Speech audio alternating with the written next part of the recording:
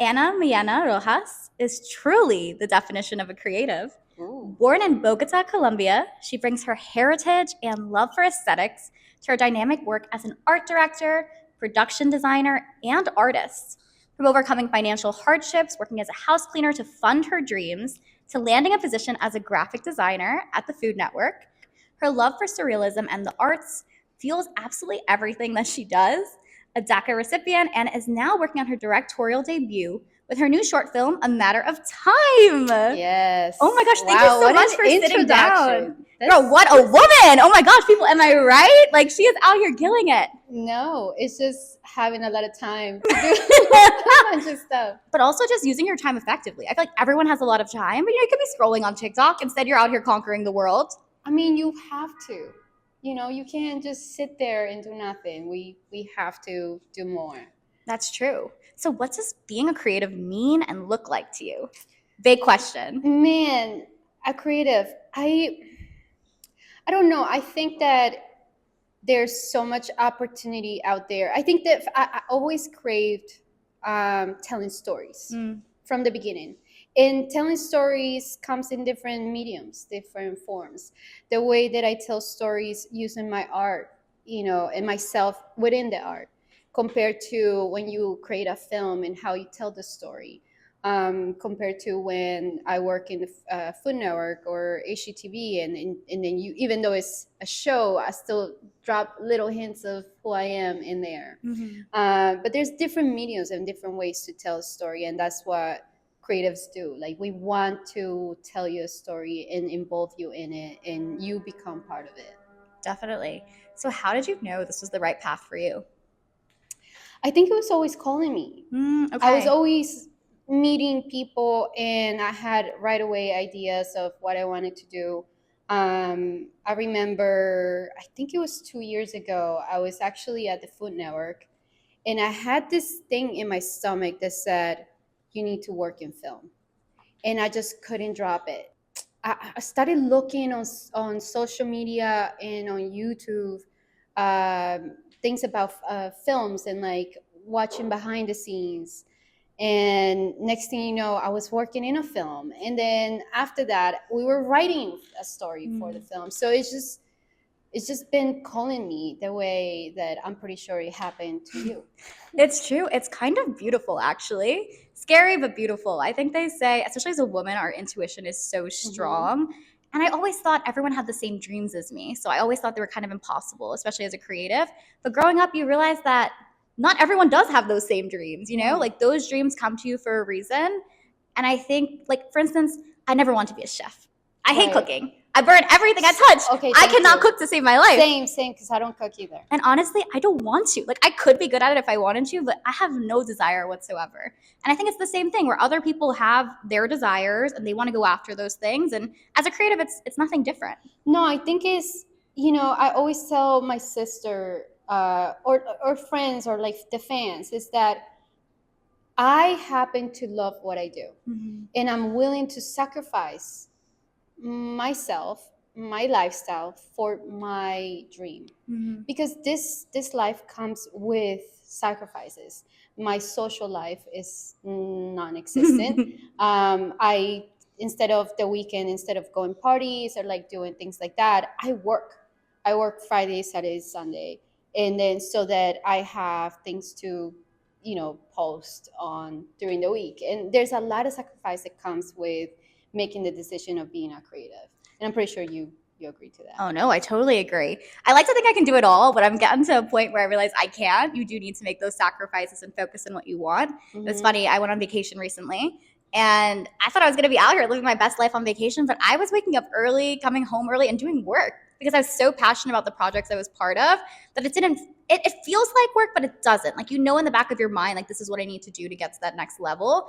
But I like it. I enjoy it. And I feel like in our society, it's so corporate based, this commercialism. It makes you think that you can't love what you do, but you can.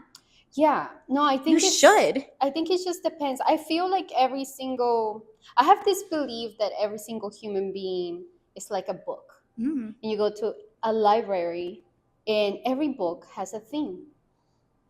Some books are about love, some books about money, about career. My life happens to be about career. My sister's life happens to be about love. And we have to find a way of balancing that lifestyle because I'm obsessed with my career compared to my sister. She's obsessed with love. Yeah. So I just kind of feel like every single person has like a calling, and it just so happens that I'm part of it, which I love, by the way. Yeah, same. I wish I had known what my calling was earlier, though. I gotta say, I struggled around for a little bit. I don't know if you had this experience, Yeah. but I wish they had just picked up the phone and called me and told me, hey, this is what you're meant to do. That would be lovely. But Yeah, it doesn't work no, that way. it's funny.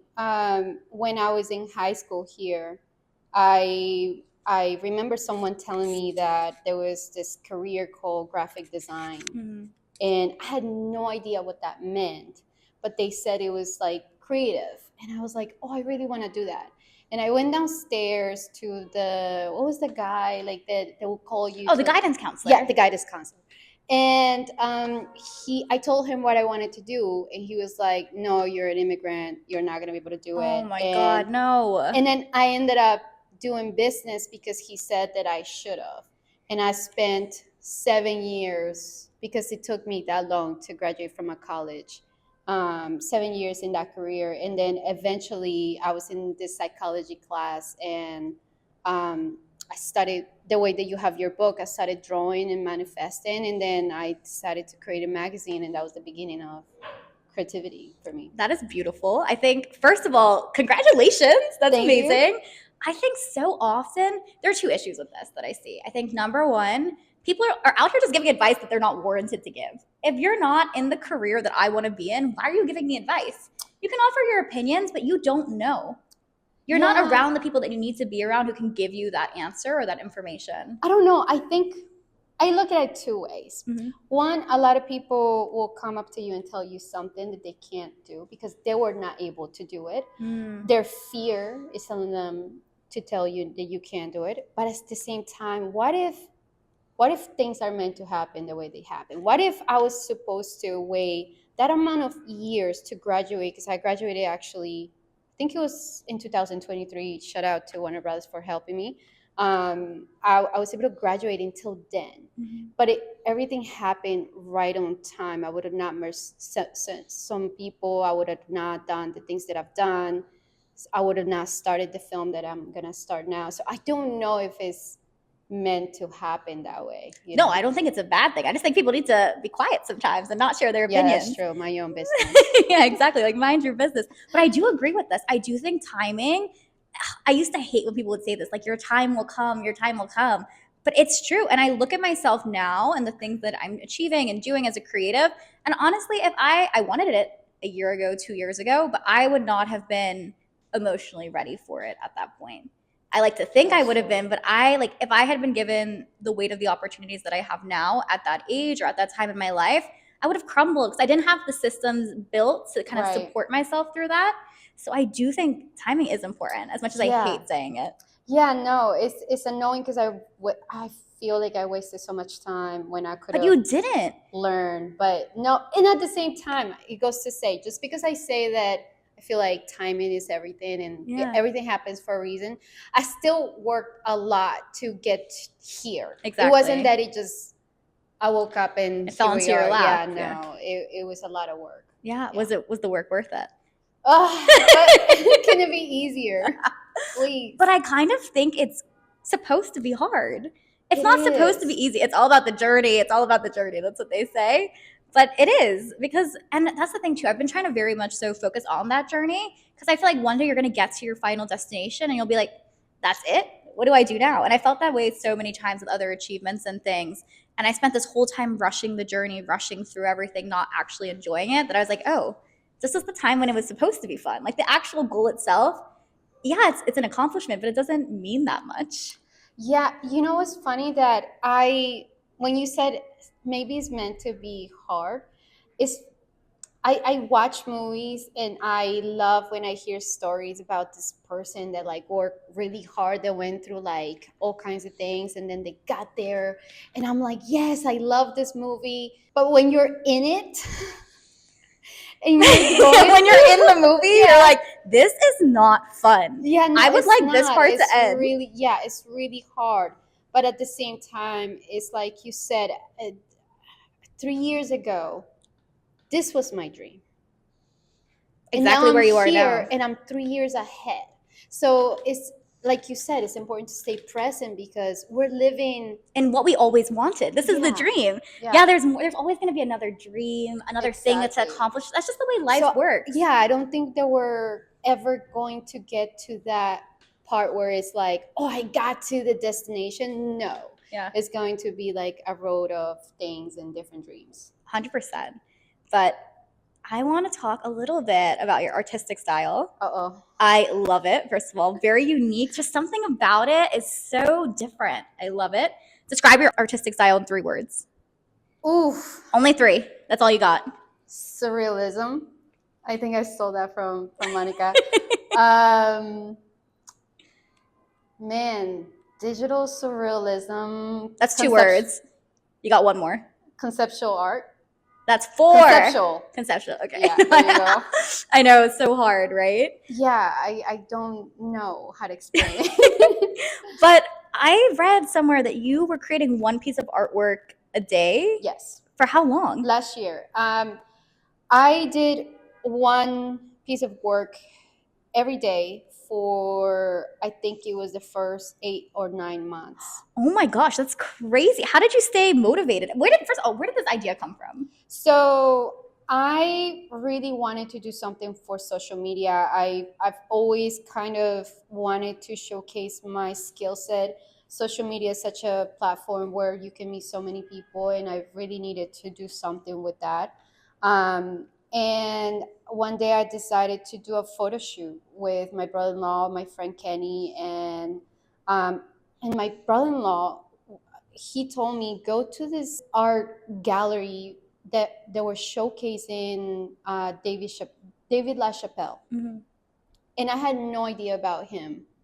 And I went there to Fotografista, and it was this insane art that you couldn't even explain. It was very bold, everything had to do with Photoshop and all these kinds of things. And it just gave me so many ideas that the next day I did a photo shoot, and then I edited the way that I do for our key art in our job. And my friend James was like, let me move it. And I was like, what do you mean move? And he was like, actually, you can move the pieces within the art. Oh, wow. And then, but of course, it took a lot for him to do it. Yeah. So I had to learn at the same time how to do it. So every single piece that I did was actually me trying to figure out how to make it. Wow. So that's kind of crazy. It's not perfect, but but that's the thing about something being so creative, is it's never going to be perfect. You're It's always never going to going look to back be and be like, oh, I want it to be different. I want to do this thing differently. So how do you kind of deal with that process? Well, the thing is that I'm not aiming for perfection. And okay. I'm not trying to say that I'm a motion artist. I'm not trying to say that this piece is meant to be perfect or anything like that. This is just a way of expressing someone's emotions, and also making everybody that is watching it become part of the art, because what you see is not what I see. Yeah. So it was an exploration of me learning my skill set, exercising, but at the same time finding a way to express myself and tell a story within a motion photo. Wow.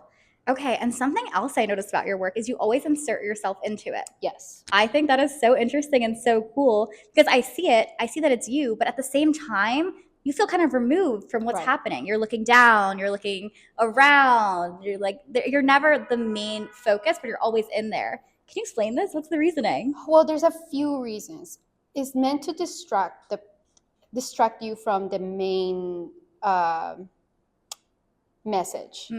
So if you concentrate on me, you're gonna miss what it means. But at the same time, everything kind of sticks together. Even the noise, the sound actually tells another story. So like everything has a different story that is telling, and everything comes at once. So it's meant to distract you, but at the same time, it's meant to kind of put the signature in it. I love I guess that. it's the signature. I kind of love that. Yeah, I feel like it's like your hallmark. I'm like, Yeah. oh, there she is. She's right there. It's like, She's where's leaving. Waldo? Yeah, she's over there. leaving. But it's interesting too because the work is so dystopian. Like it feels like there's a sense of loneliness, I think, sometimes pervading through some of the pieces. But then I look through the comments and people are like, I feel so seen. I feel like it's kind of creating the sense of community. Is that something you sought out to do? Well, no. I didn't know that people were gonna react. I That didn't way, even yeah. expected anyone to feel any type of way. There was one of the pieces that is actually me falling, Mm. and there's a skeleton falling faster, and there's some birds going to the ceiling. And it's funny because I did that one in 30 minutes, and I just posted it quickly. And then my friend James, once again, he was like, "Oh, actually, let me move it." But I didn't think anything of it. And then that one has so many messages about people thinking about, I lost my sister who lived in New York City and she passed away. And this feels like it represents that. So it kind of made me be a little bit more sensitive in like what I post, in a sense, just because it can represent something for people. But a lot of times I don't see what people see. And it's just, that's what art is all about. 100%. But I think that's so cool. You did it in 30 minutes, almost like you were called to share this message and people needed to hear it. And you didn't even realize, like a messenger out here. Yeah, I mean, you never know. But I think that's so true. It's like sometimes the things that we don't even think that much about, you never realize how that'll touch somebody or impact them. Exactly. Which is why now that I have, experienced last year how it went with my art, once you have a platform, you're more careful with how you communicate, what the things that you post, because you have the power for some people to make them feel better. And why not? If you're gonna post something, might as well be positive. So when it comes to your art, you have all these very unique ideas. Where does the inspiration come from? Like, can you kind of walk me through that process from where you first have the idea and how that happens, like the idea generation, to actually creating the piece? Well, the funny thing is that I don't prepare. Okay. I don't know, and every single time I'm hoping that my hands can create something. Yeah. There's times that I spend a whole Saturday sitting in front of the computer with no ideas at all. Okay. There's other times that I just have it. Okay. I have one of my best friends. I was talking to her and she was like, life is not a strawberry. And I was like, wait, what? I had a friend who said that to me once too. I never heard it before. I thought he came up with it.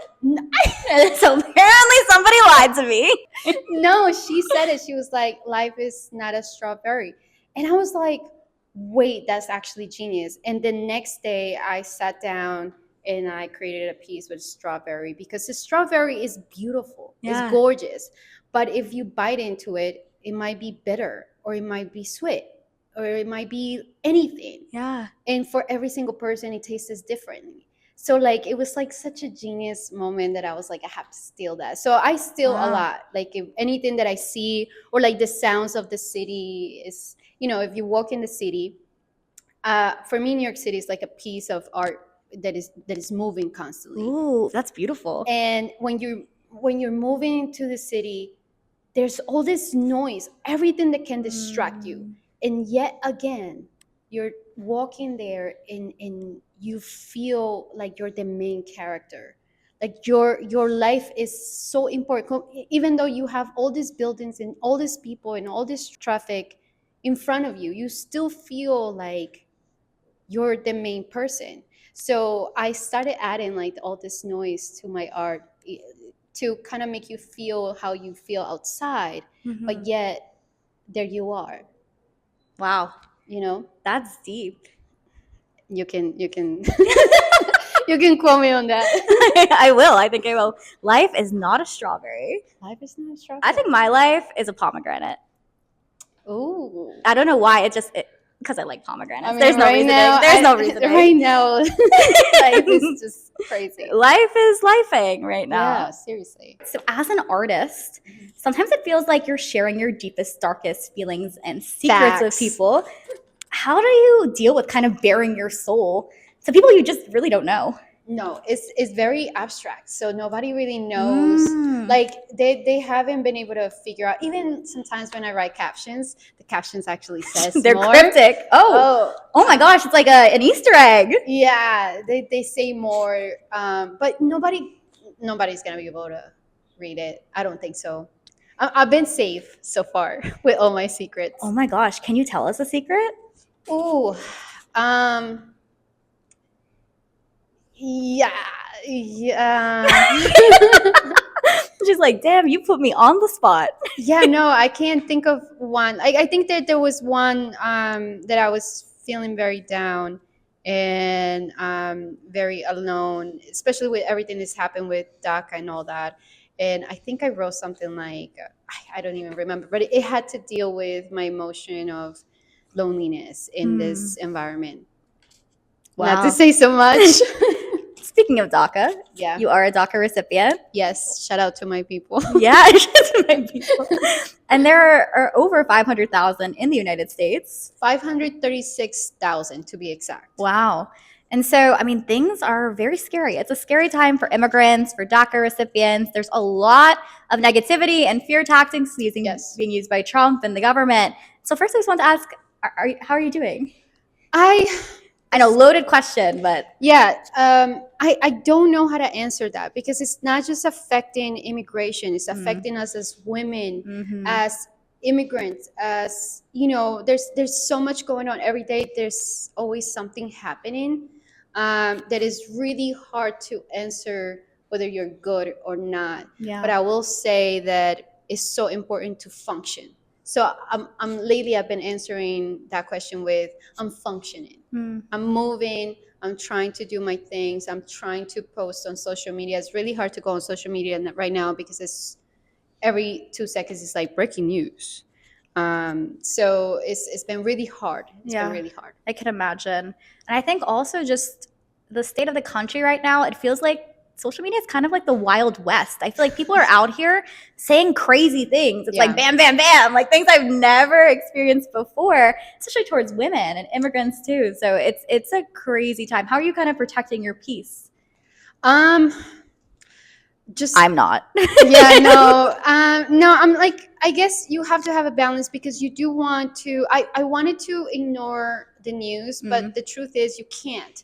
You can't ignore what's happening. You can't just because it's not happening to you or it's not affecting you directly. You can't just look to the other side because at some point it's going to be about you. Yeah. And at that moment, you might not have anyone. So you need to support everybody that is going through something. But I think my friends, my family is my home, my peace. So having my friends to be like, "You're okay. I got you. We're going through this together." In that sentence, "We're in this together," has meant the world to me. That it felt like, okay, I'm not alone. I'm not crazy. Yeah. Everybody's going through this. It's true. And I think it's so weird how our minds work and they make us think we're alone Uh-huh. when we're really not. I mean, even on social media, you have people that care about you and love you, Yeah. but it's like you just always feel like what you're experiencing is so unique. And it is, it's unique to you. But other people kind of, they're going through it too. Yeah, and also shout out to the fans. Like they write me every day. They send messages, and they've been very helpful, sending a lot of love. So it is a community, and everybody's been supporting each other. But it is very scary, and we don't know what's going to happen. I've been here since I was 12, and I don't know anything other than this is my home. So it's very scary, but at the same time, we're buckle up. We're ready to fight. I love that. They say, even like you saying you're still working, you're still keeping things going. They always say that and also rest is resistance, you know? Right. You're kind of fighting against what they want, which is what people want you to give up. They want you to kind of like relinquish your power. But I love that you're keeping it and you're still going after your dreams and kind of helping people along the way. Yeah, you have to. Once again, once you're in the public, a public persona, I guess, your responsibility is to showcase your success with examples. And they're saying things like immigrations are criminals and they're not educated, and that's where people like me are important, that we showcase otherwise, that we're very educated, that we're here because we want to work and we mean well. So it's important to have to represent our people well. I love that. And do you have any advice for anyone who's struggling right now with everything going on? Man, I'm with you. I'm here. I'm also struggling. I don't know. I think that it's important to use your pain and your fear and use it for the good. Whether you're an artist, create thinking about that. Like today, Monica was saying that to use all that emotion and keep creating, keep doing, connect, network, but also remember that just because you're seeing in the news that certain people are treating other people that way, that doesn't mean that it's really happening, because I have a lot of community outside of just Hispanics that are very supportive, and not everybody's the same. So just because they're treating us bad, that doesn't mean that you should treat other people bad, and instead share the love. I know that sounds corny, but it's very true. I think sometimes the corniest things are the most it's accurate. like you have to. I sound like my mom these days. Like, I'm like, this is how I know I'm getting old, because all the things she used to say to me when I was younger, To people, and I would roll my eyes. I'm like, oh, that's actually kind of accurate. But yeah, I think more than ever, I hope that everything that is happening is gonna make us come together as human beings, because we're in this one world together. And the minute that we realize that we're not different is when we're gonna be able to succeed. Definitely. And so being a DACA recipient, this is a central theme in your film. Right. Talk to us a little bit about this. So A Matter of Time is a film that I wrote and I'm going to direct with my friend Brian Huffman, who really gave me the freedom to write from my experience and took it in and did an amazing job in writing it. And we have an amazing team, and the story is based on my life, but is told with it's based on the DACA experience or being an immigrant, but we're telling the story of this single mother who's faced with this idea that DACA might end, and this could mean that ICE is going to come and take her, and she might be separated from her kid. And this was we're actually seeing right now in the news happening. So we're very excited to film this April, and hopefully it's going to be out in the festivals this year or next year. That is amazing. Okay. Yeah. And I know for you, I mean, this story, it's so incredibly important right now. But you've had this story like running around your mind for a while. Right. So what kind of made you decide to take that next step and do something in terms of directing? Well, it just, everything kind of came together in a weird way. I had this inspiration from this person that made me want to write. And I couldn't figure out what the story could be. And then one day I literally sat down and wrote the story in like 20 minutes. Oh, wow. The whole thing. Girl, you were running up deadlines. Yeah. She's like 20 minutes, 30 minutes. It was my best piece. That is crazy. It was like leaking out of you.